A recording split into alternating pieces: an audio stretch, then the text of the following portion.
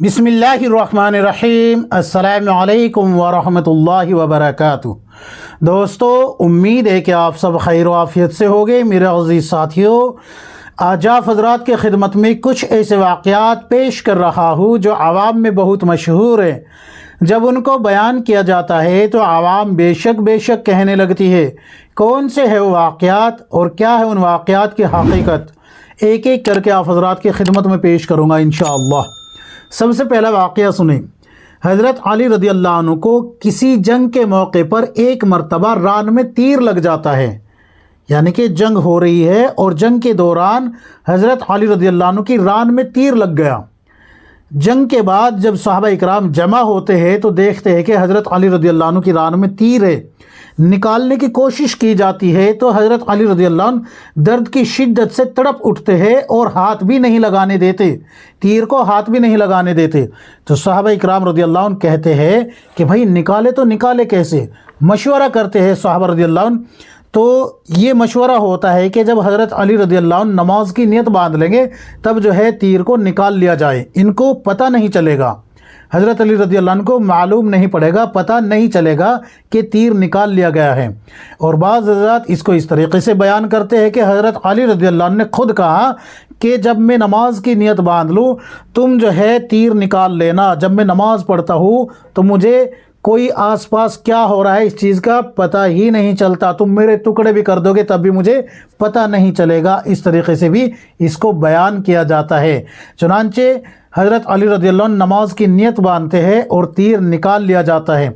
जब हज़रत अली रज़ी अल्लाह अन्हु नमाज का सलाम फेरते हैं तो सहाबा इकराम को देख के कहते हैं तुम लोग तीर निकालने के लिए आए हो। तो सहाबा रज़ी अल्लाह अन्हु हैरान रह जाते हैं और कहते हैं कि हज़रत तीर तो निकाल लिया गया कि अल्लाह की कसम मुझे पता ही नहीं चला कि तुम लोगों ने कब तीर निकाला है। क्या है इस वाक़ये की हकीकत? ये वाक़या बिल्कुल मनगढ़ंत है। ये रिवायत कहीं भी नहीं मिली, कहीं भी नहीं मिली। ना ही ये ज़ईफ़ में मिली, ना ही शदीद ज़ईफ़ में मिली, ना ही ये सही में मिली। कहीं में भी ये वाक़या नहीं मिला है, कहीं भी नहीं मिला है। बिल्कुल मनगढ़ंत वाक़या है। और इस वाक़ये के बग़ैर हमारे जो तबलीगी जमात वाले साथी हैं उनका कोई बयान मुकम्मल नहीं होता बयान जब तक कि नमाज के फ़ज़ाइल में इस वाक़ये को बयान ना कर ले। और जबकि ये वाक़या बिल्कुल मनगढ़ंत है, ये वाक़या बिल्कुल मनगढ़ंत है, इसकी कोई असल नहीं है। ये रिवायत कहीं भी नहीं मिली। स्क्रीनशॉट लगाऊंगा दारुल उलूम देवबंद और इसी तरीके से बिन्नौरी टाउन के और इसी तरीके से जामिया फ़ारूकिया के आपको जो है ना 3 दारुल इफ्ता की लिंक भी दूँगा और साथ में स्क्रीनशॉट भी आप देख लीजिएगा तीनों को। अच्छा, दूसरा वाक़या हज़रत मूसा अलैहिस्सलाम के ताल्लुक़ से। हज़रत मूसा अलैहिस्सलाम के पेट में एक मरतबा दर्द हो गया। तो जाहिर सी बात है जब पेट में कोई तकलीफ़ होती है तो परेशानी बढ़ जाती है, परेशान हो जाता है इंसान। तो हज़रत मूसा अलैहिस्सलाम भी बहुत परेशान हो गए। अल्लाह तबारक व तआला की तरफ से हुक्म होता है कि ये फला जो दरख्त है इसकी पत्तियाँ तोड़ के चबा लीजिए, खा लीजिए, पेट का दर्द ठीक हो जाएगा।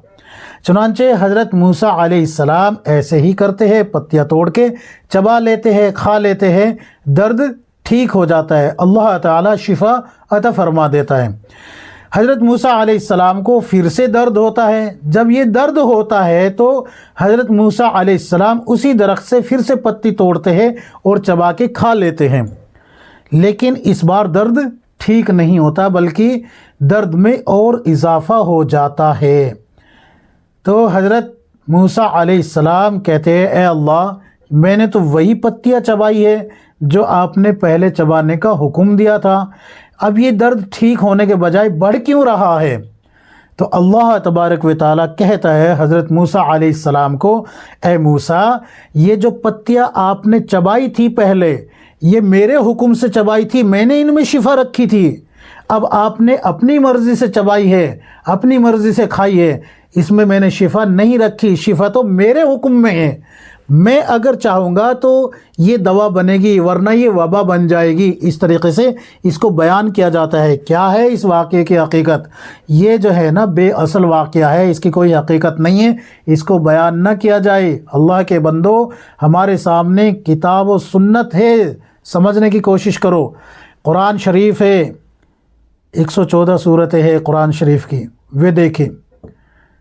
اسی طریقے سے احادیث نبوی صلی اللہ علیہ وسلم ہیں، آپ لوگوں کے ہاتھ میں جو ہے حیات الصحابہ دے دی گئی، اسی طریقے سے منتخب احادیث دے دی گئی، فضائل اعمال، فضائل صدقات ہے، تو آپ ان میں سے بیان کریں۔ پتہ نہیں یہ کہاں کہاں سے واقعات اٹھا کے لے کے آ جاتے ہیں اور پھر جو ہے کہتے ہیں کہ جی تبلیغی جماعت والوں کے خلاف علماء بول رہے ہیں۔ تو بھائی یہ جب من گھڑت باتیں آپ بیان کریں گے تو پھر کیا کرے بتاؤ، علماء تو بولیں گے نا۔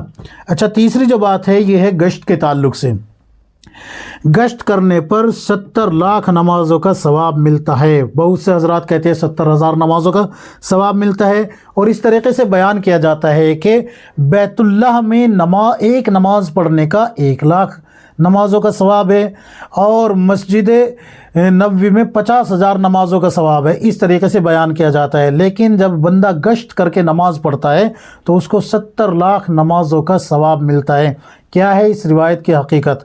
دیکھیے، جہاں تک بات ہے کہ رسول اللہ صلی اللہ علیہ وسلم نے فرمایا کہ بیت اللہ میں نماز پڑھنا 1 لاکھ نمازوں کا ثواب رکھتا ہے، ایک نماز کا، اور مسجد نبوی میں نماز پڑھنے کا ثواب، ایک نماز پڑھنے کا 50,000 نماز پڑھنے کا ثواب ہے۔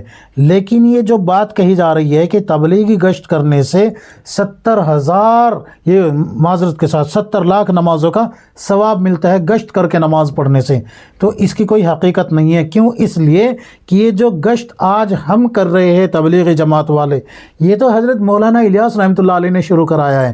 اس طریقے سے گشت جو ہے آپ صلی اللہ علیہ وسلم سے ثابت نہیں ہے، اور چونکہ ثواب اور عذاب یہ جو ہے صاحب شریعت ہی بتا سکتے ہیں، صاحب شریعت ہی بتائیں گے کہ کس عمل پہ کتنا ثواب ملنا ہے اور کس عمل پہ کتنا گناہ ہونا ہے۔ ہاں، آپ یہ کہیں کہ گشت کر کے نماز پڑھنا یہ جو ہے بغیر گشت کے نماز پڑھنے سے زیادہ ثواب رکھتا ہے۔ کتنا ثواب زیادہ ہوتا ہے؟